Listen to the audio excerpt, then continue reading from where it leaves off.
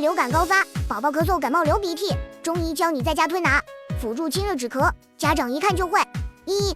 我明指指根往指尖方向推，不费气，从指尖往指根方向推，轻费筋，可推拿1到3分钟。2. 在宝宝掌心顺时针画圈100次。